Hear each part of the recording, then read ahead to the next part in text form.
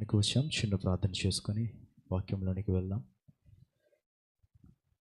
మమ్మల్ని మిక్కిలిగా ప్రేమిస్తున్న మా పరలోకపు తండ్రి, ఘనమైన దేవ, నీ పరిశుద్ధ నామమునకు వేలాది స్తుతులు, స్తోత్రాలు, వందనాలు చెల్లించుకుంటున్నాం నాయన. తండ్రి, ఇంతవరకు ప్రతి విషయంలో తండ్రి మీరు తోడుగా ఉండి మీ నామానికి మహిమ తెచ్చుకున్నారని మీకు వందనాలు చెల్లిస్తున్నాను. నీ పక్షంగా నిలబడి కొద్ది మాటలు ముచ్చటించాలని ఆశపడుతుండగా మట్టి వాడిని మరుగు చేయమని తండ్రి, నీ వాక్కులు మాకు అందించమని ప్రభా, మీరేం మాట్లాడినై ఉంటున్నారో తండ్రి మాతో మాట్లాడి మీ నామానికి మహిమ తెచ్చుకోమని అయ్యా మట్టి వాడిని తండ్రి దయతో జ్ఞాపకం చేసుకోమని యేసయ్య అతి పరిశుద్ధ నామమున స్తుతించి ప్రార్థించి వేడుకుంటున్నాను తండ్రి, ఆమేన్. అందరికీ వందనాలండి.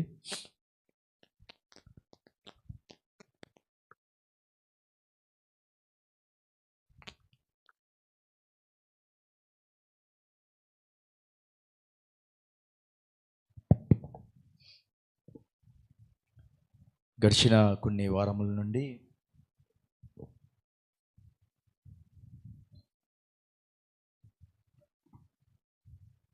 సమూయేలు గ్రంథం మాట్లాడుకుంటున్నాం.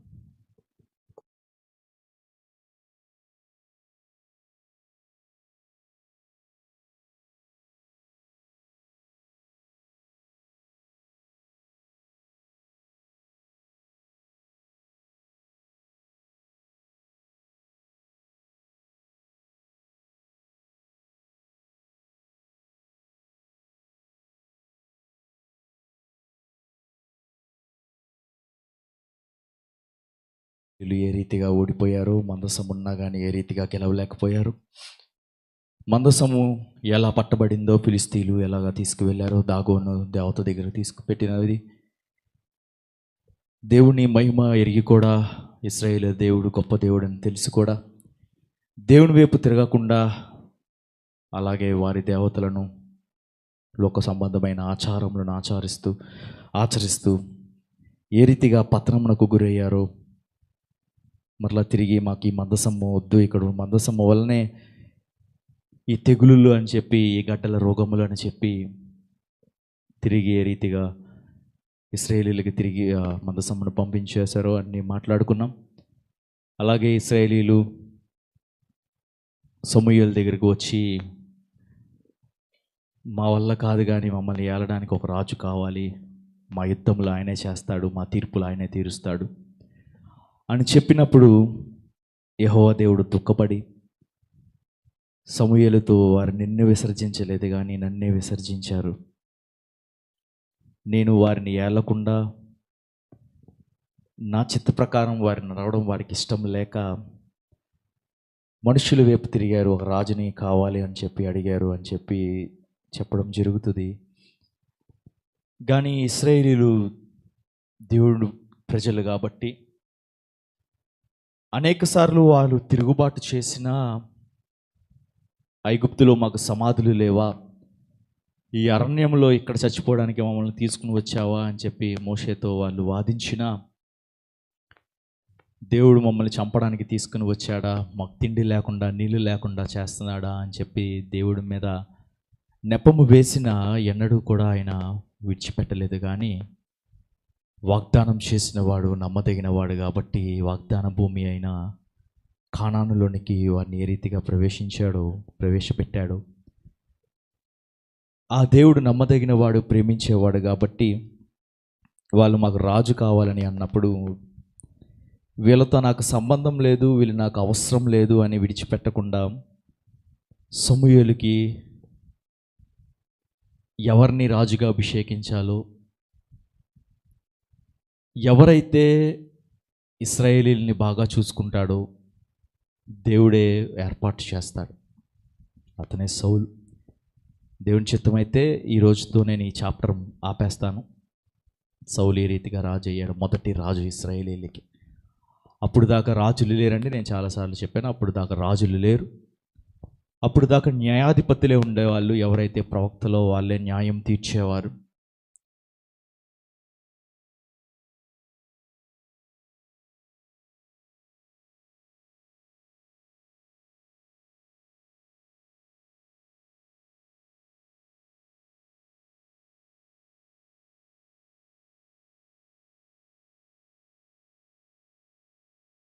అనేది సమాధానం అనేది అడగ్గానే దేవుడి నుంచి వచ్చేది. అడగ్గానే దేవుడు ప్రవక్తల ద్వారా మాట్లాడేవాడు. మన్నా, నాకు తినడానికి ఆహారం లేదగానే మన్నా కురిపించేవాడు. తాగడానికి నీళ్ళు లేవనగానే బండను చీల్చి నీళ్ళు ఇచ్చాడు. వెళ్ళడానికి దారి లేదు, ఎదురుగుండా ఎర్ర సముద్రం ఉంది, ఏం చేయాలనగానే ఎర్ర సముద్రమును పాయలుగా చేసి తీసుకుని వెళ్ళాడు. దేవుని ఒక సమాధానము, ఆన్సర్ చాలా ఈజీగా వచ్చేది ఆ దినంలో. ఇశ్రాయేలీల గొప్పతనం కాదు, కానీ ఇశ్రాయేలీలకి దేవునికి మధ్యవర్తిగా ఉండే ప్రవక్తలు చాలా కష్టపడేవాళ్ళు. అటు దేవుడి మాటలు వీడికి చెప్పడానికి, ఇటు వీళ్ళు బాధలు దేవునికి చెప్పడానికి. ఏదైతే కానీ అంత గొప్ప సహవాసంని ఇశ్రాయేలీలు కాదనుకుని, దేవుడేంటి మాకు తీర్పు తీర్చేది, దేవుడేంటి మాకు సమాధానాలు ఇచ్చేది, ఆయనేంటి మాకు చెప్పేది, న్యాయం తీర్చేది, ప్రతిసారి మేము వచ్చి దేవుని దగ్గర న్యాయం అడగాలని, దేవుని దగ్గర విజ్ఞాపన చేయాలి, లేదా యెహోవా దేవుడి దగ్గర మేము విజ్ఞాపన చేసి అడిగి తెలుసుకునే అంత బాధ మాకు వద్దు. కానీ ఇవన్నీ తిప్పలు మేము పడలేము. కానీ మమ్మల్ని ఏలడానికి, మా యుద్ధములు చేయడానికి, మా మీద ఏలుబడి చేయడానికి, మా మీద న్యాయం తీర్చడానికి ఒక మనిషిని మేము ఏర్పాటు చేసుకుంటాం. అప్పుడు దాకా బొమ్మల్ని ఏర్పాటు చేసుకున్నారు, అప్పుడు దాకా విగ్రహాలను ఏర్పాటు చేసుకున్నారు, అప్పుడు దాకా పోతపోసిన దూడలను ఇవన్నిటిని ఏర్పాటు చేసుకున్నారు. కానీ ఒక స్టెప్ ఎదిగి ఏం చేశారంటే, దేవుడు కాదు కానీ మనిషిని ఏర్పాటు చేసుకుందాం. అప్పటికి ఇప్పటికీ ఏమి తేడా లేదండి. అప్పుడు దేవుడు ఎంత సన్నిహితంగా ఎంత దగ్గరగా ఉన్న దేవుడిని విసర్జించి మనుషుల వైపు ఎలా తిరిగారో, ఇప్పుడు అలాగే ఉంది పరిస్థితి కూడా. సంఘంలో ఉన్న పరిస్థితి ఎలాగంటే, దేవుడిని విసర్జించి మనుషులకు ప్రాధాన్యత ఇవ్వడం ప్రారంభమైంది. ఇక్కడనే కాదు, ఎక్కడైనా సరే వాక్యానికి ప్రాధాన్యత లేదు, కానీ వాక్యం చెప్పే మనిషికి ప్రాధాన్యత ఇవ్వడం మొదలుపెట్టారు. దేవుని కార్యాలకి ప్రాధాన్యత కాదు, కానీ ఆ కార్యములు ఎవరు చేస్తారో అనే దాని మీద మనసు పెట్టడం మొదలుపెట్టారు. మనుషుల మీద మనసు పెట్టడం మొదలుపెట్టారు. పలానా దైవజనుడు ప్రార్థన చేస్తే ఇది జరుగుతుంది, పలానా దగ్గరికి వెళ్తే కార్యాలు జరుగుతాయి, పలానా సన్నిధిలో అయ్యున్నాయి, పలానా చర్చికి వెళ్తే వాళ్ళు చెప్పని అన్నీ జరిగిపోతాయి. ఎవరు ప్రవచించే వాళ్ళ దగ్గరికి జనాలు ఈజీగా అట్రాక్ట్ అవుతారు. ఎందుకంటే ఈజీగా ఆన్సర్ వచ్చేస్తుంది. అది దేవుడి నుంచి వచ్చిందా, సాతాను చెప్పిందా, వాళ్ళకి అనవసరం. కానీ వాళ్ళు అడిగారు, ఉద్యోగం కోసం వెళ్ళారు, ఇంకో పలానా దిన నీకు ఉద్యోగం వచ్చేస్తుంది, చాలా, అది నిజంగా జరిగిద్దా లేదా సంబంధం లేదు, ఏంటంటే అడిగాం ఆన్సర్ వచ్చింది. అలా మనుష్యుల వైపు చూడడం మొదలైంది. అక్కడి నుంచి కూడా అది ఇంకా కొనసాగుతూనే ఉంది. సరే, ఏదైనప్పటికీ దేవుడు విడిచిపెట్టేవాడు కాదు. కాబట్టి వాక్యంలోనికి వెళ్దాం. 1 సమూయేలు గ్రంథం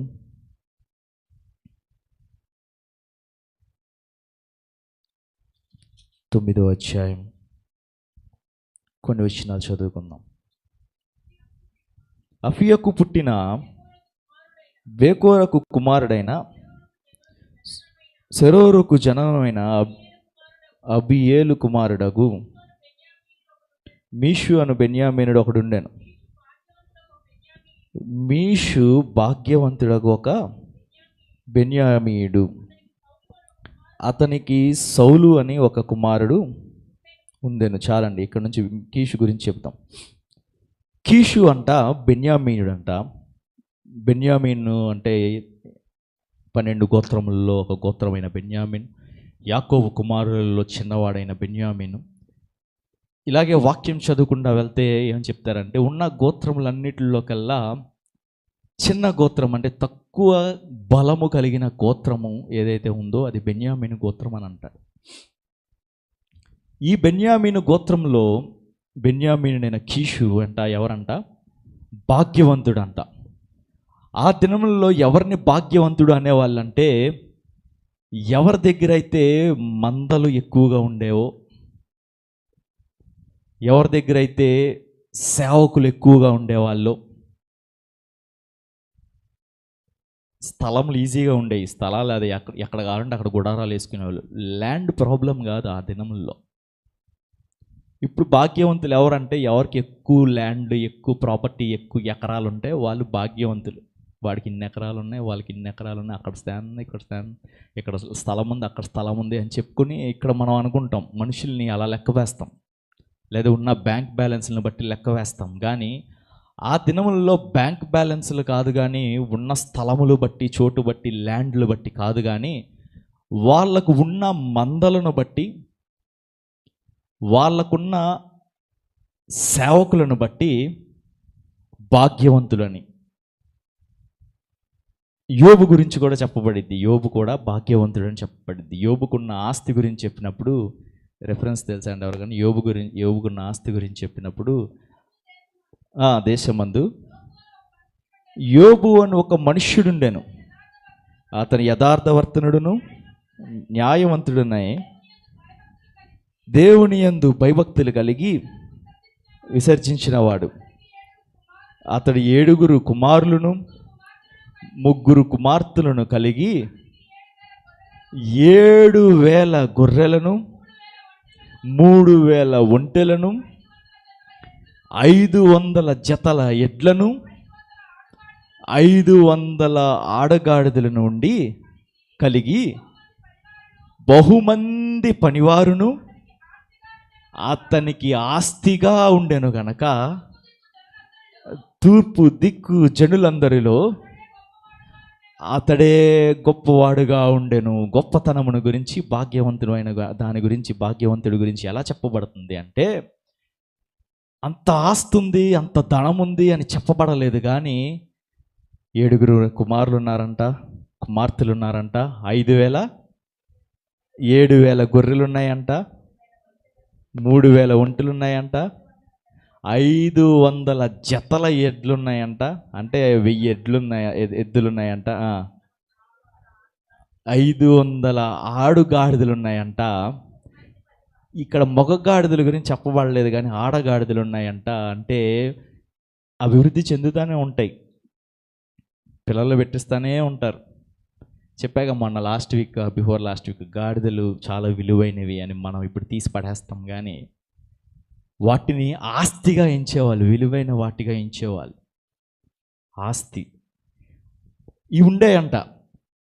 ఉన్న వాళ్ళందరిలో కొన్ని ఐశ్వర్యవంతుడంట. ధనము గురించి ఎక్కడా లేదు, స్థలము గురించి ఎక్కడా లేదు, కానీ ఆయనకున్న పనివారు గురించి, ఆయనకున్న క్యాటిల్ ఏదైతే మంద ఉందో వాటి గురించి చెప్పబడింది అంతే. సరే, ఇక్కడ కూడా ఈ కీషు అనే ఆయనంట బహుభాగ్యవంతుడంట. అయితే ఈ భాగ్యవంతుడైన కీషు కంట ఎవరున్నారంట? సౌలు అని ఒక కుమారుడు ఉన్నాడంట. అతడు బహు సౌందర్యం గల యవనుడు. ఇశ్రాయేలీలలో అతని పాటి సుందరుడు ఒకడును లేడు. అతడు భుజములను మొదలుకొని పైకి ఇతరుల కంటే ఎత్తుగలవాడు. చాలండి, సౌలు గురించి వర్ణిస్తున్నాడు. ఇప్పుడు మన రాజు సౌలే కాబట్టి, ఇంకా రాజుగా అవ్వలేదు కాబట్టి దేవుడు సౌలు గురించి ఇక్కడ ప్రస్తావన తీసుకువచ్చాడు. ఈ భాగ్యవంతుడైన కీషుకి ఎవరున్నారంట?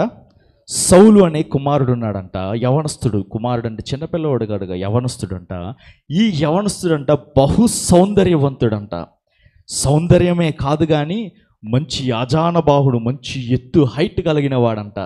ఎంత హైట్ అంటే అక్కడున్న ఇశ్రాయేలులందరికంటే భుజములు మొదలుకొని, అంటే తల దగ్గర ఆయన భుజాలు, మిగతా వాళ్ళందరూ ఆయన భుజానికి వచ్చేవాళ్ళు అనమాట. ఆయన భుజములు మొదలుకొని తల ఎత్తు అంటే పైకి, ఇంకా మిగతా వాళ్ళందరూ ఎవరి నుంచున్నా వాళ్ళ భుజాలకు వస్తాడనమాట. అంత ఎత్తు ఉండేవాడు ఆయన. అటువంటి సౌందర్యము గలవాడు, ఇతరుల కంటే ఎత్తు గలవాడు సౌలు వర్ణిస్తున్నారనమాట. అయితే సౌలు క్యారెక్టర్ గురించి ఏం చెప్పాలా? మంచివాడా కాదా, ఈ విధేయుడా, దీనుడా, దీనస్తుడా, విధేయత చూపించేవాడా, మంచి ఏమీ లేవు. కానీ ఇక్కడ నుంచి జరిగే ప్రతిదీ గనక మనం పరిశీలించి చూస్తూ ఉంటే సౌలు యొక్క క్యారెక్టర్ కూడా చెప్తుంది. బాహ్య రూపమైన సౌందర్యమే కాదు కానీ అంతరంగమైన సౌందర్యము కూడా కలవాడు ఈ సౌలు అనే వ్యక్తి. అయితే ఇప్పుడు చదవండి, సౌలు 3వ వచనం. సౌలు తండ్రి అయిన కీషు గార్ధములు తప్పిపోగా కీషు తన కుమారుడైన సౌలును పిలిచి, మన దాసులలో ఒకరిని తీసుకుని పోయి గాదములను వెతకమని చెప్పాను. అతడు పోయి ఎఫ్రాయిము మన్యము తిరిగి షాలిషా దేశమును సంచరింపగా అది కనబడలేదు. తరువాత వారు షైలీము దేశమును దాటి సంచారం చేసిరి గాని అవి కనబడకుండా ఉండెను. బెన్యామీనుల దేశము సంచరించి చూడగా అవి దొరకలేదు. అయితే వారు సూపు దేశమునకు వచ్చినప్పుడు, మనకి తిరిగి వెళుదము రమ్ము, గార్ధముల కొరకు చింతింపక నా తండ్రి మన కొరకు విచారపడునేమో అని సౌలు పనివానితో అనగా. చాలండి, ఇక్కడ దాకా వివరించుకుందాం. ఇప్పుడు భాగ్యవంతుడు అంటే నేను మొదట ఏం చెప్పానంటే, మంచి మందలు, అనేకమైన మంద క్యాటిల్ ఉండి పశువులు గలవాడై ఉండి అనేక మంది ఎవరంట ఇందాక పనివారు ఉంటారు, అనేక మంది సేవకులు పనివాళ్ళు ఉంటారు. అయితే గార్ధభూములు కనబడకుండా పోయినాయి అంట. కీషు గార్ధములు అంటే గాడిదలు కనబడకుండా పోయినాయి అంట. ఈ గార్ధములు చాలా విలువైన అని చెప్పారు. ఎందుకంటే వాటిని ట్రేడ్కి, కామర్స్కి, వ్యాపారానికి, వర్తకానికి దానికి వాడుకునేవాళ్ళు. బంగారం ధనం తీసుకెళ్లాలన్నా, లేదా ఎవరికైనా గిఫ్ట్లు ఇవ్వాలన్నా, ఏమన్నా చేయాలన్నా, లేకపోతే సంచరించాలన్నా, ఇటు నుంచి అటు వెళ్ళాలన్నా, అటు నుంచి ఇటు రావాలన్నా, పెద్దలు తిరగాలన్నా, రాజులు తిరగాలన్నా, ఏం తిరగాలన్నా వాటిని వాడుకునేవాళ్ళు, వాటిని ఉపయోగించేవాళ్ళు. ఈ గార్ధ భూములు తప్పిపోయినప్పుడు సౌలు తండ్రి కీషు సౌలును పిలిచి, గార్ధ భూములు తప్పిపోయినాయి, నువ్వు ఒక సేవకుడిని తీసుకుని వాటిని వెతకడానికి వెళ్ళమని చెప్తే, ఈ సౌందర్యవంతుడు, ఆజానుబాహుడు, ముఖ్యంగా యవనస్తుడు, నీ దగ్గర పని వాళ్ళు ఎవరు లేరా, నేనే వెళ్ళాలా, నేనే చెయ్యాలా, నీ దగ్గర బోల్డ్ మంది పని వాళ్ళు ఉన్నారు కదా, వారిని పంపించవచ్చు కదా అని అనలేదు.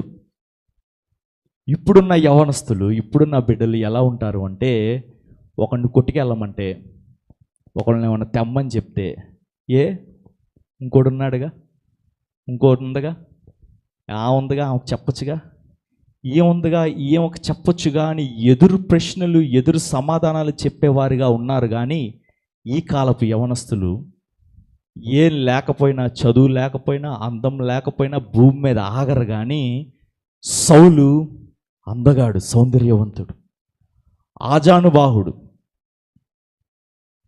తనకి ఇష్టం వచ్చినట్టు ఉండొచ్చు. కానీ ఏం నేర్పిస్తున్నాడు తెలుసా? పెద్దలకు విధేయత కలిగిన వాడుగా మనకు కనబడుతున్నాడు, విధేయతను నేర్పిస్తున్నాడు. తండ్రి పిలవగానే వచ్చాడు. వచ్చిన సౌలుకి ఏం చెప్పారు తెలుసా? నువ్వు వెళ్ళి ఒక సేవకుడిని వెళ్ళమంటే, బయటికి వెళ్ళి, అరే నువ్వు తిరిగేసి రారా, నేను కాసేపు ఇక్కడ వెయిట్ చేస్తా, నేను రెస్ట్ తీసుకుంటా, నీకు దొరికాక వచ్చాక నాకు చెప్పు, మళ్ళీ మనం తండ్రి దగ్గరికి వెళ్దాం, దొరికితే దొరికాయని, దొరకకపోతే దొరకలేదని ప్లాన్లు వేసే కన్నింగ్ ఫెలో కాదు. ఇప్పుడున్న వాళ్ళు ఎలా ఉన్నామంటే, మనం ఎలా ఉన్నామంటే, ఎండలో తిరగలేం, పనులు చేయలేం. ఆ కాలంలో ఎండలు భయంకరంగా ఉంటాయి. ఎక్కడ? అరేబియా దేశములై. ఏసీలు వేసుకుని తిరగల, కార్లు వేసుకుని తిరిగేవాళ్ళు కాదు. గాడిదల మీద తిరగాలి, లేదా ఒంటెల మీద తిరగాలి. ఇప్పుడు ఈ సౌందర్యవంతుడు, ఈ అందగాడు, అమ్మ నేను ఎండలో వెళ్ళాలా, నేను ఇప్పుడు పని చేయాలా, నా వల్ల ఇద్దా, నా వల్ల కాదా, నేను చేయలేనా, ఏం ఆలోచించలేదు. కానీ తండ్రి ఒక మాట చెప్పాడు, గార్ధవములు తప్పిపోయినాయి అంటే, మిగతా ఉన్నాయిగా, సపోజ్ అనుకున్నాం, ఈయనకి కూడా 500 ఆడగాడిదలు ఉన్నాయి అనుకుందాం, ఈయనకి కూడా 2 తప్పిపోయినాయి అని చెప్పాడు, లేదా 10 తప్పిపోయినాయి అని చెప్పాడు. అదే మనమైతే ఏమంటాం? మిగతా 490 గాడిదలు ఉన్నాయిగా, మిగతా 10 కోసం మమ్మల్ని పంపిస్తున్నావా అన్నమా? లేదా పనుల్ని పంపించండి అని అనమా? బయట దాని ఏమంటారు, బాహ్య రూపమైన సౌందర్యం గురించి దేవుడు వర్ణించేశాడు. కానీ సౌందర్యవంతుడు, ఆజానుబాహుడు కానీ ఎంత ఎత్తున్నాడన్నది ఇంపార్టెంట్ కాదు. కానీ అంతరంగమైన సౌందర్యం గురించి ఇప్పుడు వర్ణిస్తూ వస్తున్నాడు. దేవుడు చెప్తున్నాడు, దాని క్వాలిటీస్ చెప్తున్నాడు. ఎంత ఎత్తున్నాడు అన్నది ఇంపార్టెంట్ కాదు. కానీ ఎంత తగ్గింపు కలిగిన వాడో సౌలు జ్ఞాపకం చేసుకోండి. తండ్రి మాట చెప్పగానే విన్నాడు, ఆలకించాడు, తల వంచాడు. తనకున్న దాన్ని బట్టి అహంకారం చూపించలేదు, గర్వం చూపించలేదు. తన అందగాడని చెప్పి గర్వపడలేదు, ఆజానుబాహుడని గర్వపడలేదు, కానీ విధేయతను చూపించాడు. చూపించిన వాడు నటించలేదు, కానీ ఎక్కడెక్కడ తిరిగాడో రాయబడి ఉంది. దాని పక్క దేశమునకు వెళ్ళాడు, దాన్ని ఆనుకున్న వేరే దేశం ఉండిది, దానికి వెళ్ళాడు. నేను అన్నీ వివరించట్లేదు, సమయం లేదు, క్లుప్తంగా చెప్పుకుంటూ వెళ్ళాడు. ఆ బెన్యామీనుల దేశం అంతా కూడా తిరిగాడు. తిరిగిన తర్వాత సేవకునితో అంటున్నాడు, ఏమంటున్నాడంటే, మనం తిరిగి వెళుదాం, ఈ గాడిదలు గార్ధభములు మా తండ్రికి ఇంపార్టెంట్ ఏం కాదు. ఆయనకి తెలుసు, సౌలుకి గార్ధభముల కోసం మా తండ్రి చింతపడట్లేదేమో, కానీ ఏమంటున్నాడు, మన కొరకు విచారణ పడునేమో అని, అనగా తండ్రి యొక్క మనస్సుని ఎరిగినవాడు. ఈరోజు బిడ్డలకి తల్లిదండ్రులకి ఏం కావాలో బిడ్డలకి తెలియదు, బిడ్డలకి ఏం కావాలో తల్లిదండ్రులకు తెలియదు. రిలేషన్ లేని స్థితిలో ఉండిపోయింది ఈరోజు. బిడ్డలకి ఏం అవసరమో, ఏం కావాలో, వాళ్ళు ఏం చేయాలనుకుంటున్నారో, లేకపోతే వాళ్ళ ఆలోచనల విధానాలు ఏంటో తల్లిదండ్రులు పట్టించుకోరు. తల్లిదండ్రులకి ఏం కావాలో, వాళ్ళు ఏం చేయాలనుకుంటున్నారో, వాళ్ళ అవసరములు ఏంటో, వాళ్ళకి ఏం బాధ ఉందో బిడ్డలు పట్టించుకోని స్థితిలో ఇక్కడ తండ్రి కొడుకుకు ఒక మాట చెప్పినప్పుడు విధేయత చూపించాడు. ఇదే సౌలు కొంతకాలం తిరిగిన తర్వాత ఎక్కడా దొరకకపోయినప్పుడు, మా నాన్న చెప్పాడు తెచ్చేయాలని చేయలేదు, కానీ తండ్రి యొక్క మనస్సుని గ్రహించిన సౌలు ఏం చెప్తున్నాడంటే, గార్ధబొమ్మల గురించి చింతపడనేమో కానీ మన గురించి చింతపడుతున్నాడేమో, ఒకవేళ వెనక్కి వెళ్ళిపోదాం. తండ్రి మనస్సుని ఎరిగిన దేవుడు. ఎందుకు నేను అని అన్నానంటే, మనస్సుని ఎరిగిన సౌలు ఎందుకని అన్నానంటే, తర్వాత అధ్యాయంలోకి వెళ్ళినప్పుడు ఇదే మాట చెప్తారు. ఇద్దరు మనుషులు ఉంటారు రాహేలు సమాధి దగ్గర. వాళ్ళు ఏం చెప్తారంటే, గార్ధబొమ్మలు దొరికాయి, గార్ధబొమ్మల గురించి మీరు చింతపడొద్దు, మీ గురించి తండ్రి చింతపడుతున్నాడు కాబట్టి వెనక్కి వెళ్ళిపోమండి అని చెప్తాడు. ఇటువంటి రిలేషన్ కలిగిన వాడు సౌలు తండ్రితో. అయితే చెప్పండి, ఇప్పుడు సేవకుడు చెప్తున్నాడు సౌలుకి, ఇదిగో ఈ పట్టణంలో దైవజనుడు ఒకడున్నాడు, అతడు బహుగనుడు, ఏ మాట చెప్పునో ఆ మాట నెరవేరును, మనము వెళ్ళవలసిన మార్గమును అతడు మనకు తెలియజేయనేమో చెప్పాను. ఇప్పుడు సౌలుకి సేవకుడు సలహా ఇస్తున్నాడు. వెనక్కి వెళ్ళిపోదామన్న సౌలుకి యజమానుడి యొక్క సేవకుడు సలహా ఇస్తున్నాడు. ఇదిగో ఈ పట్టణంలో ఒక దీర్ఘదర్శకుడు ఉన్నాడు, ఒక ప్రవక్త ఉన్నాడు, అతను ఏం చెప్తే అది జరుగుతుంది, ఒకసారి అక్కడికి వెళ్దామంటే, నేను చెప్పింది చెయ్యి, వెనక్కి వెళ్ళిపోదామన్నాను కదా, వెళ్ళిపోదాం, నువ్వు నాకు సలహాలు ఇస్తున్నావేంటి అన్న అహము సౌలులో లేదు. గొప్పవాడే, భాగ్యవంతుడే, ఐశ్వర్యము గలవాడే, ధనవంతుడే, సౌందర్యవంతుడే, ఆజానుబాహుడే, కానీ ఎంత మంచి మనస్సు గలవాడంటే, ఎంత దీనత్వం గలవాడంటే, తండ్రి మాటకు విధేయత చూపించాడు. తండ్రి మాట చెప్పున నెరవేర్చుకుంటా వెళ్ళాడు, జరుగుకుంటా వెతుక్కుంటా వెళ్ళాడు. తండ్రి హృదయమును ఎరిగిన వాడు, తిరిగి తండ్రి బాధపడతాడేమో తండ్రి దగ్గరికి వెళ్ళిపోదామని ఎరిగిన వాడు, కానీ తనకంటే తక్కువ వాడు సేవకుడు, అయ్యా ఇలా వెళ్దాము అంటే సేవకుడిని కూడా గౌరవించే గొప్ప మనసు కలిగిన వాడు సౌలు. మనకన్నా తక్కువ గలవారు మనకేమైనా చెప్తే నచ్చదు, మనకన్నా తక్కువ వాళ్ళు, మనకింత పని వాళ్ళు మనకేమైనా సలహాలు ఇస్తే మనకి నచ్చదు. నువ్వేంట్రా నాకు చెప్పేది, ఎంతలో ఉండాలో అంతలో ఉండాలో అనే టైప్లో ఉన్నారు ఇప్పుడు జనాలు. కానీ రాజుగా ఎన్నుకోబోయే సౌలు దేవుడు క్వాలిటీస్ చూపిస్తున్నాడు మనకు. ఒక రాజుగా నేను ఎన్నుకోవాలంటే, ఒకరిని రాజుగా నేను పెట్టాలంటే, ఒకరిని నేను ఉన్నత స్థాయిలో ఉంచాలి అంటే బాహ్య ఏంటిది పదం రాట్ల, అంతరంగం అంటారు ఇంకోటి, సరే ఎక్స్టర్నల్, ఇంగ్లీష్లో మాట్లాడుకుందాం, ఎక్స్టర్నల్ బ్యూటీ ఇంపార్టెంట్ కాదు, కానీ నువ్వు ఎలా రెడీ అయ్యావో, ఎలా తయారయ్యావో, ఎలా మాట్లాడుతున్నావో, ఎలా నడుస్తున్నావో, ఎలా ప్రవర్తిస్తున్నావో, ఎంత అందంగా ఉన్నావో ఇంపార్టెంట్ కాదు. కానీ దేవుడు నిన్ను ఉన్నత స్థాయిలో పెట్టాలంటే, దేవుడు నిన్ను రాజుగా నియమించాలంటే, దేవుడు అనేక మంది పైన నిన్ను గొప్పగా ఉంచాలి అంటే ఎలాంటి ఇన్నర్ బ్యూటీ ఉండాలో దేవుడు ఇక్కడ వర్ణించుకుంటా వెళ్తున్నాడు. విధేయత ఉన్న మనిషి సౌలు, తగ్గింపు ఉన్న మనిషి సౌలు, అహంకారం లేని వ్యక్తి సౌలు, తండ్రి మాటకు విధేయత చూపించే వ్యక్తి సౌలు, తండ్రి హృదయమును ఎరిగిన వ్యక్తి సౌలు, తండ్రిని సంతోష పెట్టాలని చూసే వ్యక్తి సౌలు. సరే, ఇంకా నేను వర్ణించుకుంటే సరే, తర్వాత చేయండి.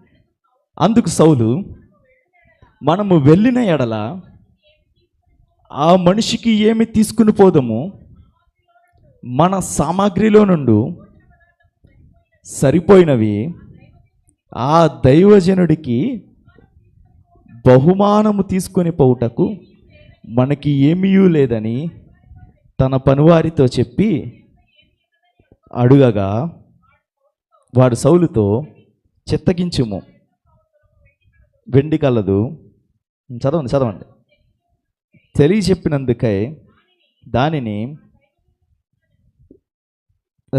ఇప్పుడు ప్రవక్త నువ్వు పేరు నొందినవాడు పూర్వము దీర్ఘదర్శి, ఫోర్సియర్ అంటారు. మనకి ఇదివరకు జరగబోయే చూసి చెప్పేవాళ్ళు కదా, వాళ్ళని దీర్ఘదర్శులు అంటారు అనిపించుకుని. పూర్వము ఇశ్రాయేలీయులలో దేవుని యొద్ద విచారణ చేయటకై ఒకడు బయలుదేరిన యెడల మనము దీర్ఘదర్శిని యొద్దకు పోదామని చెప్పుకుంటారు. అది వాడుక. సౌలుని ఈ మాట మంచిది, వెళుదాము రమ్మనగా. ఇప్పుడు ఇంకో క్వాలిటీ చూపిస్తున్నాడు సౌలులో.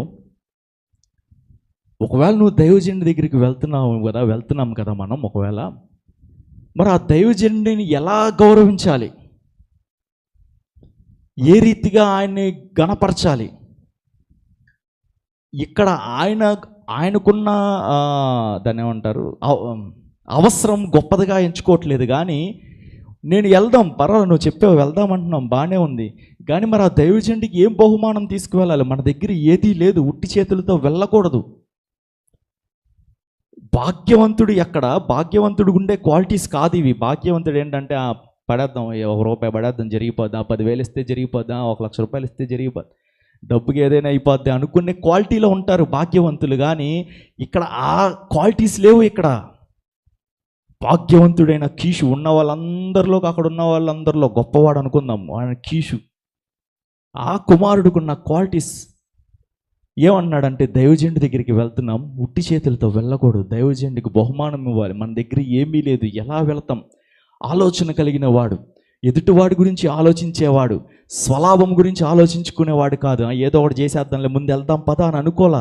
స్వలాభం గురించి ఆలోచించుకోవాలా, ఎదుటివాడిని ఎలా సంతోష పెట్టాలి, ఎదుటివాడికి ఏ బహుమానం ఇవ్వాలి, ఎదుటివాడిని ఎలా గౌరవించాలి, దైవజనుడికి ఫోర్సియర్ అంటే దీర్ఘదర్శిని ఏ రీతిగా గణపరచాలి అనే ఆలోచన కలగవాడు ఈ సౌలు. ఎంత మంచి మాట. ఇవన్నీ ఇప్పుడున్న విశ్వాసంలో ఉండవు. అయ్యగారు చాలాసార్లు చెప్పారు, సాక్ష్యం చెప్పిన వాళ్ళంట దేవునికి కానుక ఇచ్చి సాక్ష్యం చెప్పాలంట.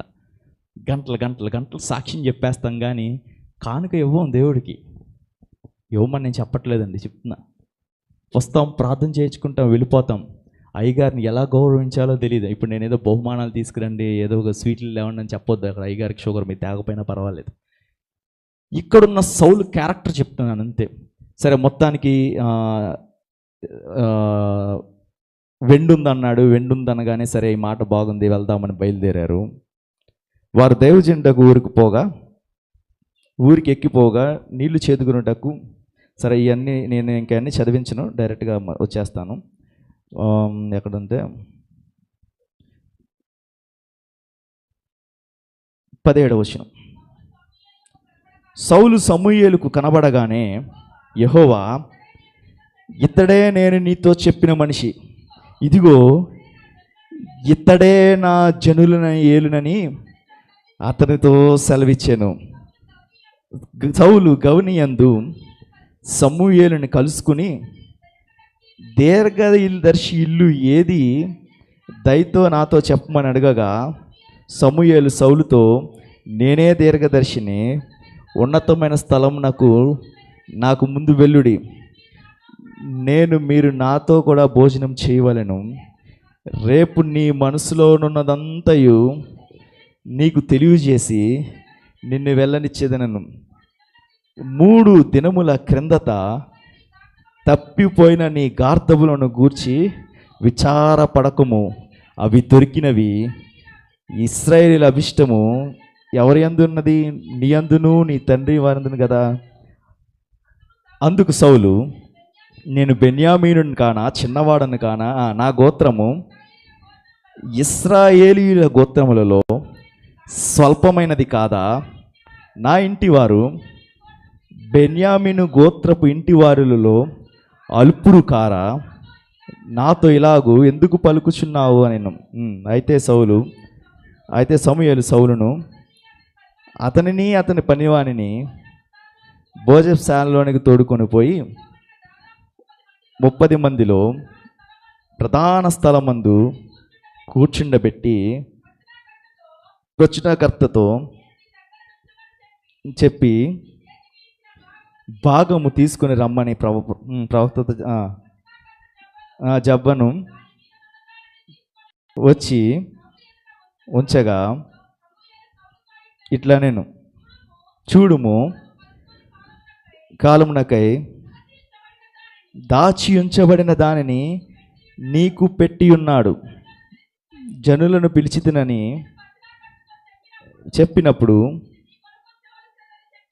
సరే అండి, మీరు దాని తర్వాత అన్ని చదువుకోండి. ఏంటంటే ఇది ఎవరన్నా ఇంపార్టెంట్ పర్సన్స్ వచ్చినప్పుడు, విఐపీస్ వచ్చినప్పుడు ఒక భాగము, ఫుడ్లో ఒక భాగము వాళ్ళ కోసం సెపరేట్గా దాస్తారు. అది ఆ కాలంలో ఆచారం. ఎవరైతే ఎప్పుడైతే ఈ సౌలు కలుసుకున్నాడో, సమూయేలు తీసుకువెళ్ళాడో, భోజనానికి కూర్చున్నప్పుడు ఆ దాచి ఉంచబడిన ఆ ఎక్స్ట్రా పోర్షన్, స్పెషల్ పోర్షన్ ఏదైతే ఉందో అది సౌలుకి పెడతాడనమాట. దాని గురించి ఇక్కడ వర్ణించడం జరిగింది. మీ తర్వాత అంతా చదువుకోండి. అది తినేయచ్చు, మర్నాడు వెళ్ళొచ్చు అని. ఇప్పుడు ఎప్పుడైతే సౌలు సమూయేలుని కలుసుకుంటాడో దాని తర్వాత మీరు చదువుకోండి, అక్కడ కొంతమంది నీళ్ళు చేదుకోవడానికి వస్తారు. వాళ్ళని అడుగుతాడు ఎక్కడున్నారు అంటే, ఈ రోజే దీర్ఘదర్శి వచ్చాడు, మా ఊరు కొరకు ప్రార్థన చేయడానికి వచ్చాడు, పైకి ఎక్కి వెళ్తున్నాడు, మీరు వెళ్తే కలుసుకుంటారని చెప్తారు. సరే, ఈ సౌలు వెళ్తాడు సమూయేలుని కలుసుకోవడానికి. వెళ్ళి ఆ సమూయేలుని అడుగుతాడు. ఏమడుగుతాడు అంటే, ఇక్కడ దీర్ఘదర్శి ఇల్లు ఎవరో మీకు తెలుసా అని అడిగితే, ఇప్పుడు సౌలు ఏం చెప్తున్నాడంటే, సమూయేలు ఏం చెప్తాడంటే, నేనే ఆ దీర్ఘదర్శిని. ఏం చెప్తాడంటే, 3 దినముల క్రిందట పోయిన నీ గార్ధముల గురించి విచారపడకు, అవి దొరికినవి. ఈ మాటతో, ఒక్క మాటతో ఏమైందంటే సౌలుకి అతనే దీర్ఘదర్శిని అర్థమైంది.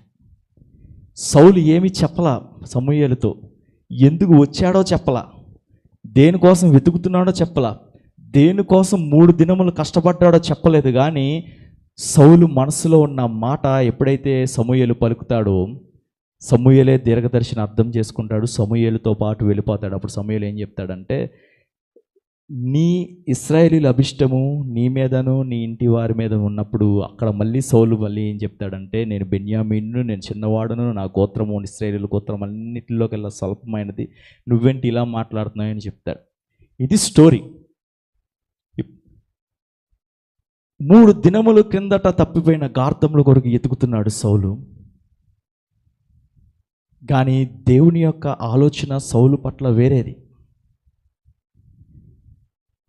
లోక సంబంధముగా ఏదో సంపాదిద్దాము, ఏదో పోగొట్టుకున్నాము, మళ్ళీ ఎక్కడో సంపాదించుకుందామని ఎత్తుక్కుంటా ఉంటాం. కానీ మన పట్ల దేవుని యొక్క ఆలోచన వేరేది. ఆ గార్ధములు తప్పిపోకపోతే ఇక్కడ సౌలు సమూయేలుని కలుసుకునేవాడు కాదు. ఆ గార్ధవములు తప్పిపోకపోతే తండ్రి అయిన కీషు సౌలుని పిలిచి వెళ్ళమని చెప్పేవాడు కాదు. ఇప్పుడు మనం తప్పిపోయిన వాటి కోసం బాధపడతా ఉంటాం, తప్పిపోయిన వాటి కోసం, పోగొట్టుకున్న వాటి కోసం వెతుక్కుంటూ ఉంటాం, మన జీవితంలో కోల్పోయిన వాటి కోసం ఏడుస్తూ ఉంటాం. ఏ ధనము కోసము, సంపాదన కోసం, లేదా ఉద్యోగం కోసం, ఇంకేదో దేనికోసము ఉంటాము. కానీ అవి తప్పిపోకపోతే, అవి వెళ్ళకపోతే మనము దేవుని దగ్గరికి రాము.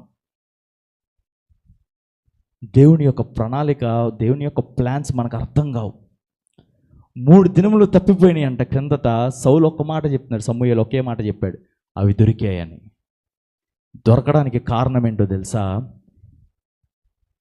సేవకుడు చెప్పిన మాటకి అహము చూపించకుండా దీర్ఘదర్శి దగ్గరికి వెళ్దామని కానీ సరే అనడం వల్లే. అనేక మంది ఎలా ఉంటుందంటే, ఈరోజు నువ్వు ప్రార్థనా పరురాలువే, నీ సమస్యను బట్టి నీకన్నా తక్కువ వాడొచ్చి ప్రార్థన చేసుకో అమ్మా అని చెప్తే మనకి బీపీ వచ్చేస్తుంది. నీ సమస్యను బట్టి అమ్మ నువ్వు చేసేది కరెక్ట్ కాదని ఎవరిని ఎత్తిపెట్టి చూపిస్తే మనం తట్టుకోలేం. ఎందుకంటే మనం గొప్పవారం అన్న ఫీలింగ్ మనకి. మనం ప్రార్థన చేస్తున్నాం, ప్రార్థనా గుంపులో ఉన్నాం, లేకపోతే మేము వాక్యం చెప్తున్నాం, మేము పాటలు పాడుతున్నాం అన్న, మేము గొప్పవాళ్ళం, మేము భాగ్యవంతులం అన్న అహం ఎప్పుడైతే ఉందో దేవుని కార్యము జరగదు. అందుకే వాక్యం చెప్తూ ఉంటుంది తెలుసా, నరుల కోపము దేవుని చిత్తమును నెరవేర్చదు. దేవుని చిత్తం నీ జీవితంలో నెరవేరబడట్లేదు అంటే కారణం నీ కోపము, అహము, గర్వము. నీ కోపం అంట దేవుని చిత్తమును నెరవేర్చదంట. నరుని అహం అంట దేవుని చిత్తమును నెరవేర్చదంట. నరుని గర్వం అంట దేవునికి ఇష్టం లేదంట, అసహ్యం అంట. అవి ఏమీ సౌలులో లేవు.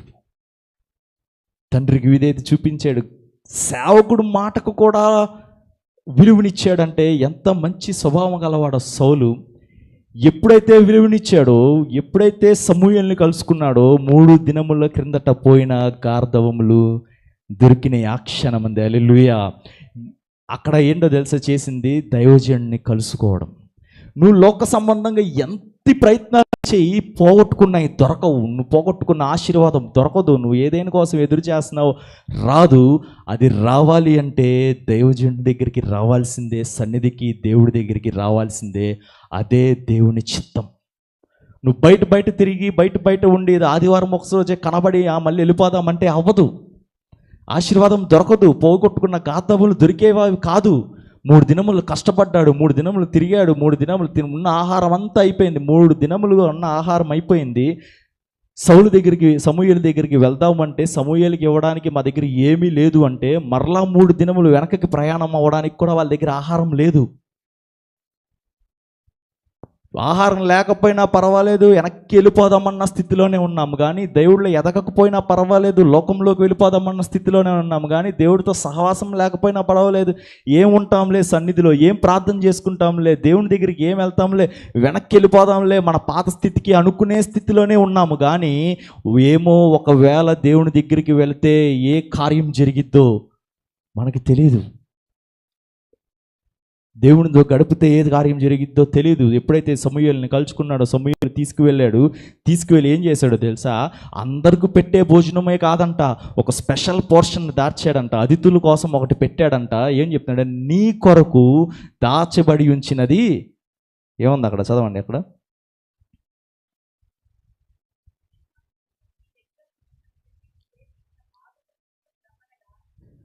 ఇదిగో 24వ వచనం 3వ లైన్ చూడండి, 2వ లైన్ నుంచి. సమూయేలు సౌలుతో ఇట్లా నేను చూడుము, మనము కలుసుకొను కాలమునకై దాచి ఉంచబడిన దానిని నీకు పెట్టి ఉన్నాడు. ఏం చెప్తున్నారు తెలుసా? మనం కలుసుకున్న కాలం ఒకటి వచ్చింది, దాని కొరకు నీకు ఒకటి దాచి ఉంచానంట, అది నీకు పెడుతున్నాను అని చెప్తున్నాడు సమూయేలు. నీ కొరకు నా కొరకు దేవుడు ఈవులను దాచి ఉంచాడు. నీ కొరకు నా కొరకు దేవుడు ఆశీర్వాదములను దాచి ఉంచాడు. మీ కొరకు దేవుడు గొప్ప గొప్ప ఈవులను ఒక రెడీ చేసి ఉంచాడు. కానీ దేవునితో కలుసుకునే కాలం మనకి రావట్లా. కష్టం రాగానే, మన నష్టం రాగానే వెనక్కి వెళ్ళిపోతున్నాం. 3 దినాలు కష్టపడ్డాం, ఇంకా 3 దినాలు కష్టపడుకుంటా వెనక్కి వెళ్ళిపోదాం అనుకుంటున్నాం. కానీ సరే 3 దినములు కష్టపడ్డాం, తగ్గించుకుందాం, గర్వం తీసివేద్దాం, అహం తీసివేద్దాం, కోపం తీసివేద్దాం, మనకన్నా తక్కువ వారు ఒక మాట చెప్పినప్పుడు లోబడదాం, లేకపోతే పెద్దలకు విధేయత చూపిద్దాం, దైవజనులు గౌరవిద్దాం, దైవజనులతో దేవునితో సహవాసం చేద్దాం అన్న ఆలోచన రావట్లా. ఎప్పుడైతే ఈ ఆలోచన రావట్లేదో మన కొరకు దాచపంచి ఈవులు మనకి రావట్లా. ఎవరికైతే ఆలోచన వస్తుందో వాళ్ళకి వెళ్ళిపోతుంది. ఎక్కడున్నా మనందరికీ కూడా దేవుడు దాచించుతాడంట. అయ్యగారు చాలాసార్లు చెప్తారంట, మూట కట్టి దేవుడు అంట మూట కట్టి ఒకటి ముందే వేసేస్తే అప్పుడు దాకా కళ్ళు తెరిచి నడిచినప్పుడు ఒక ఆలోచన వచ్చిందంట, ఏమని? కళ్ళు మూసుకుని. అలాంటి పరిస్థితిలో ఉంటున్నాం మనం. దేవుడు ఎవరిని ఉట్టి చేతులతో విడిచిపెట్టేవాడు కాదు. బెన్యామీను గోత్రం స్వల్పమైన గోత్రం. బెన్యామీను గోత్రం ఉన్న గోత్రములన్నిటికల్లా చిన్న గోత్రం. బెన్యామీలు అంటేనే తక్కువ వారు. బెన్యామీనును కానా అంటే తక్కువ వాడి కింద లెక్క. కానీ దేవుడు ఏం చేస్తాడంటే ఆ స్వల్పమైన దాంట్లో, అల్పమైన దాంట్లో నుంచే రాజుగా ఒకరిని నియమిస్తున్నాడు. దేని బట్టి అంటే ఎక్స్టర్నల్ బ్యూటీని బట్టి కాదు, నీ అంతరంగమైన స్వభావమును బట్టి, ఇన్నర్ బ్యూటీని బట్టి. ఇప్పుడు నువ్వు ఆశీర్వదించబడాలంటే, నువ్వు ఉన్నత స్థాయిలో ఉంచబడాలి అంటే, మీరు రాజుగా నియమించబడాలి అంటే, అనేక మందిని ఏలే స్థితిలో లేకపోతే గొప్ప స్థాయిలో మీరు ఉంచబడాలి అంటే, మీ ఆలోచనలన్నీ నెరవేరాలి అంటే, అంతరంగంగా ఎక్స్టర్నల్ ఎంత మీరు గొప్పగా నటించినా లాభం లేదు. కానీ ఇన్నర్ బ్యూటీ సంపాదించుకుంటే నువ్వు తక్కువ వాడివా, స్వల్పమైన వాడివా, నువ్వు చిన్నవాడివా, లేకపోతే నువ్వు ఏదో నీ ఆస్తి లేదా, అంతస్తు లేదా, భేదవాడివా, లేదా బయట అందరి దగ్గర చేయి చాచేవాడా, దేవుడు ఏమి చూడడు. గొర్రెలు కాసుకుంటున్నాడంట ఎవరు? దావీదు. ఏం చేశాడు? తీసుకొచ్చి రాజుగా చేసాడు. దీనత్వం, తగ్గింపు. అందగాడే కానీ తండ్రి మాటకు విధేయత చూపించాడు. తగ్గింపు. గొప్పవాడే కానీ సేవకుడు మాట విన్నాడు. తగ్గింపు, ప్రేమ. ఈ ఇన్నర్ బ్యూటీ ఎప్పుడైతే మనం సంపాదించుకుంటామో దేవుడు ఏం చేస్తాడంటే స్వల్పమైన స్థితిలో నుంచి ఉన్నత స్థితిమైన స్థితిలోకి తీసుకువెళ్తాడు. దాని తర్వాత నేను ఇక్కడ ఆపేస్తానని చెప్పాను కదా, చెప్పను. 10వ అధ్యాయం మీరు చదువుకుంటే తర్వాత తైలం వేసి సౌలుని అభిషేకిస్తాడు. అభిషేకించిన తర్వాత మొదట నువ్వు వెళ్తే ఇద్దరు మనుషులు కనపడతారు రాహేలు సమాధి దగ్గర. వాళ్ళు నీకు గార్ధవములు దొరికాయి, తండ్రి మీ కొరకు విచారపడుతున్నారని చెప్తారు. తర్వాత మరలా వెళ్ళిపోతే మళ్ళీ ముగ్గురు మనుషులు కనపడతారు. ముగ్గురు మనుషులు, ఒకడు 3 మేకలను, ఒకడు 3 రొట్టె ముక్కలను, ఇంకోడేమో ద్రాక్షారసమును పట్టుకుని కనపడతాడు. ఈ ముగ్గురు వ్యక్తుల్లో నీకు 2 రొట్టె ముక్కలు ఇస్తారు, ఇవన్నీ ఇస్తారు. వాటి గురించి ఎప్పుడన్నా వివరిస్తాను. కానీ ఆ ఇద్దరు మనుషులేంటి, ఆ ముగ్గురు మనుషులేంటి, ఆ ముగ్గురు మనుషుల దగ్గర ఉన్న 3 మేకలేంటి, 3 రొట్టెలేంటి, ద్రాక్షారసం ఏంటి. దాని తర్వాత అక్కడి నుంచి వెళ్తే ప్రవక్తల గుంపులో చేరతాడు. సౌలు ప్రవక్త కాడా అన్న మాట అక్కడ పలకబడిద్ది. ఇవన్నీ వస్తాయి. చాలా కాలం నుంచి నేను ఈ సౌలు గురించే చెప్పుకుంటూ వస్తున్నా కాబట్టి ఈ రోజుతో ఈ టాపిక్ ఆపేస్తాను. సౌలులో ఉన్న అంతరంగమైన స్వభావం బట్టి, తగ్గింపును బట్టి రాజు అయ్యాడు. కానీ బాహ్య రూపమును బట్టి, బాహ్య స్వభావం బట్టి, నటించే బట్టి నువ్వు మంచి వైట్ బట్టలు వేసేసుకున్నావు, లేకపోతే చేత్తో బైబిల్ పట్టుకుని తిరిగేసో, లేకపోతే వాక్యం చెప్పేసో, లేదా నుంచునో, లేకపోతే పాటలు పాడేసో, ప్రార్థనలు చేసేసో, దాన్ని బట్టి కాదు. ఈ అంతరంగమైన స్వభావము ఎప్పుడైతే అందంగా లేదో, నువ్వు బయట ఎంత అందంగా ఉండడానికి ప్రయత్నించినా తక్కువ స్థితిలోనే ఉంటావు, తొక్కివేయబడ్డ స్థితిలోనే ఉంటావు, ఏలే స్థితిలో, ఉన్నత స్థితిలో ఉండవు.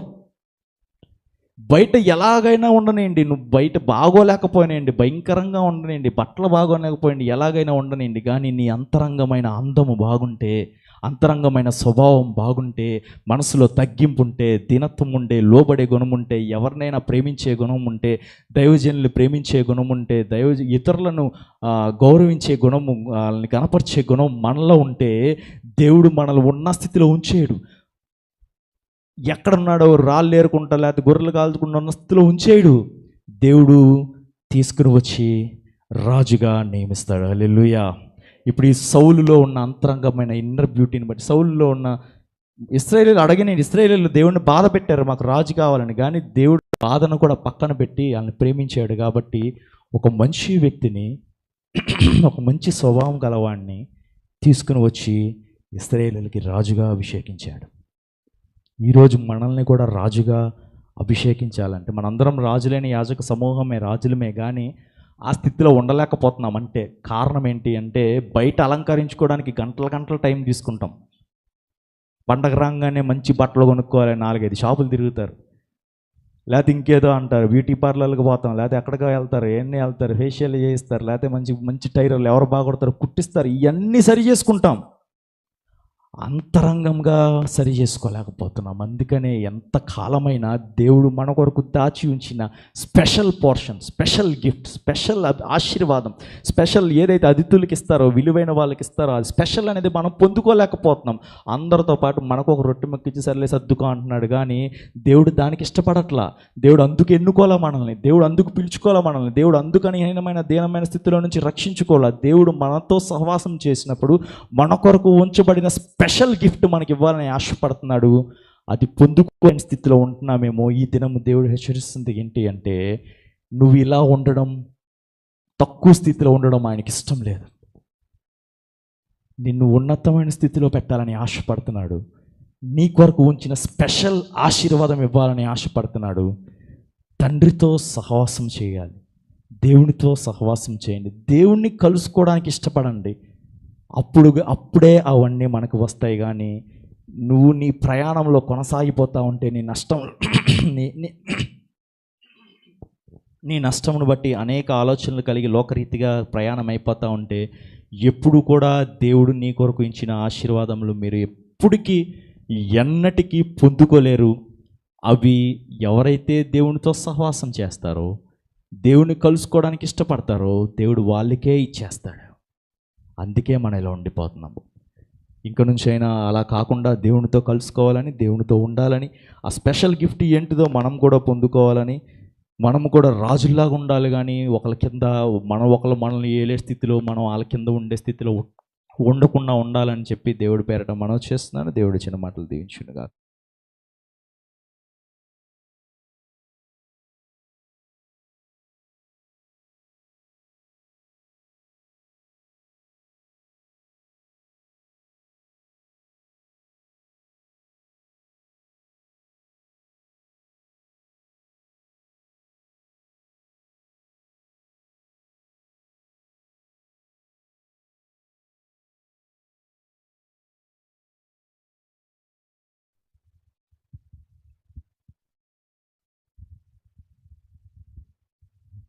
దేవునికి స్తోత్రం. హల్లెలూయా.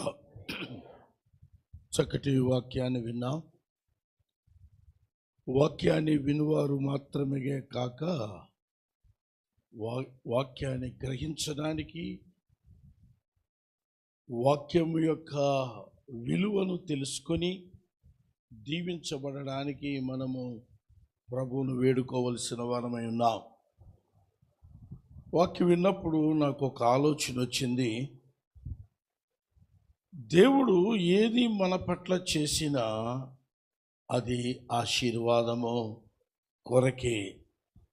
గాడిదలు తప్పిపోకపోతే సౌలు సమూయేలు దగ్గరకు, కనుక తప్పిపోవుట, కోల్పోవుట, పోగొట్టుకొనుట మంచిదా చెడ్డదా? అప్పులైనా, బ్రేకప్పులైనా, శోధనలైనా, సమస్యలైనా, వ్యాధులైనా, దుఃఖములైనా అవి మనం వెంటాడడం అనేది మంచిది అనేవారు ఎవరు? ఒకసారి హల్లెలూయా చెప్పండి.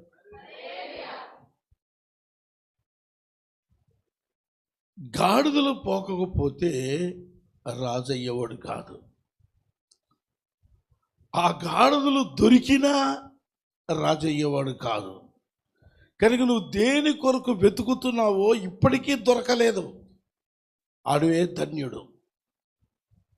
నీ అప్పులు తీరలేదు, నీ బాధలు తీరలేదు, నీ సమస్యలు తీరలేదు. మొన్నటి దినాన్ని నేను ఒక పోరంకిలో వాక్యం అందించడానికి వెళ్ళాను. తల్లి, కుమార్తె, కుమారుడు వచ్చారు. చాలా బాధకరమైన పరిస్థితి. తల్లి చెప్తుంది, పిల్లలు చిన్నవాళ్ళుగా ఉన్నప్పుడే భర్త వదిలేశాడయ్యా, బాధతో చెప్పింది. ఆమె కూతురు చెప్తుంది, 2 కుమారులు, 8-10 ఏళ్ల కుమారులు, 2 సంవత్సరాల క్రితము నా భర్త నన్ను వదిలేశాడయ్యా. తల్లిని ఆమె భర్త వదిలేశాడు, కూతుర్ని ఆమె భర్త వదిలేశాడు. కుమారుడు ఉన్నాడు. ఆ కుమారుడు చాలా డల్గా కనపడుతున్నాడు. యవనస్తుడు, 27-28 సంవత్సరాలు. 5 సంవత్సరాల క్రితము భార్య వదిలేసింది. వాళ్ళు ముగ్గురు కూడా ప్రార్థన చేసుకోవడానికి ముందుకు వచ్చారు. కానీ ఆ తల్లిలో గొప్ప సంతోషం ఉంది. అయ్యా, ఇన్ని సంవత్సరాలు మేము దేవుడు లేకుండా బతికాం, ఇప్పుడు దేవుడి దగ్గరికి వచ్చాం. దేవుడు మమ్మలను తప్పక జ్ఞాపకము చేసుకుంటాడు. గాడిదలు దొరికితే ఇంటికి వెళ్ళిపోయేవాడా, సమయం దగ్గరికి వచ్చేవాడా? ఇప్పుడు వరకు నీకు దొరకకుండా ఉంటే, ఇప్పుడు వరకు నువ్వు పాస్ అవ్వకుండా ఉంటే, ఇప్పుడు వరకు ఇంటర్వ్యూలో సెలెక్ట్ అవ్వకుండా ఉంటే, ఇప్పుడు వరకు వివాహము కాకుండా నీకు ఉంటే, ఇప్పుడు వరకు సంతానము లేకుండా నువ్వు ఉంటే, ఇప్పుడు వరకు నీ భార్య నిన్ను ప్రేమించకుండా ఉంటే, ఇప్పుడు వరకు నీ భర్త నిన్ను ప్రేమించకుండా ఉంటే, నీ అంత ధన్యురాలు, ధన్యుడు ఎవ్వరు మాట్లాడరు. చెప్పండి, లేరు. ఎందుకంటే నువ్వు ఎక్కడికి రావాలా? ఎక్కడికి రావాలా? నువ్వు వస్తావు. నువ్వు వస్తావా? నీ తాత వస్తాడా? వస్తావు. నీ కొరకు స్పెషల్ సిద్ధపరిచాడని విన్నాం. నువ్వు వస్తావు. నీ కొరకు ఏముంది అక్కడ? చెప్పండి, స్పెషల్ ఉంది. ఎప్పుడు వస్తావో దేవుడికి తెలుసు, ఎప్పుడు వస్తావో నీకు తెలియదు, అంతే. రేపు సౌలు వస్తాడని చెప్పేశాడు దేవుడు ముందే సమూయేలుకి. వచ్చాడు, స్పెషల్ అందుకున్నాడు. ఇంకా ఆలస్యం చేస్తావా? ప్రభు దగ్గరికి రా, నీ సమస్య తీరుతుంది. సమూయేలుకి ఏం చెప్పలేదు, విన్నాం కదా మనం. ఏం చెప్పలేదు. 3 దినముల కిందట తప్పిపోయిన నీ గార్ధములు దొరికినవి. దేవుడు ముందుగానే సిద్ధపరిచి ఉంచాడు. అటువంటి నమ్మకము, అటువంటి విశ్వాసం మనము కలిగి ఉండాలి. తల ఉంచండి, ప్రార్థన చేసుకుందాం. పరిశుద్ధుడైన మా తండ్రి, దయగలిగిన మా రక్షక, నీ పాదములకు వందనాలు చెల్లిస్తూ ఉన్నాం. కీషు కుమారుడైన సౌలు యొక్క అంతరంగ స్వభావములో మేము విన్నాము నాయన. వినివారు మాత్రముగా కాక అటువంటి తగ్గింపు, అటువంటి విధేయత, దైవజనుడికి దగ్గరికి వెళదామన్నప్పుడు లోబడే మనస్సు, దైవజనుడు కలుసుకోవడానికి ఇష్టపడే ఆ మనస్సును నువ్వు ఎరుగుదు నాయన. మా జీవితంలో కూడా ఎన్నో సమస్యలు మా ముందున్నా, ఇంతవరకు తీరక ఉన్నా, ఇంతవరకు దీవెన పొందకపోయినా, నీవే దిక్కని, నీవు తప్ప సహాయం చేసేవాడు ఎవరూ లేరని నీ ఎద్దకు వచ్చినప్పుడు మంచి వాటిని, శ్రేష్టమైన వాటిని స్పెషల్ మా కొరకు సిద్ధపరిచి ఉంచే దేవుడు అని విన్నాం. అటువంటి దీవెన స్వతంత్రించుకోవడానికి నీ యొద్దకు వచ్చే మనసు మాకు దయచేయమని మా ప్రభువు, మా రక్షకుడైన యేసు నామమున అడిగి వేడుచున్నాను తండ్రి, ఆమేన్. మన తండ్రి అయిన దేవుని ప్రేమ, ఒకే నిజ రక్షకుడైన యేసయ్య కృప, పరిశుద్ధాత్మ తండ్రి యొక్క అన్యోన్య సహవాసము, ఆదరణ, ఆశీర్వాదము కూడిన మనందరికీ తోడై ఉండి దేవుడు సిద్ధపరిచిన ఆ స్పెషల్ పొందినట్లు కృప చూపును గాక. ఆమేన్.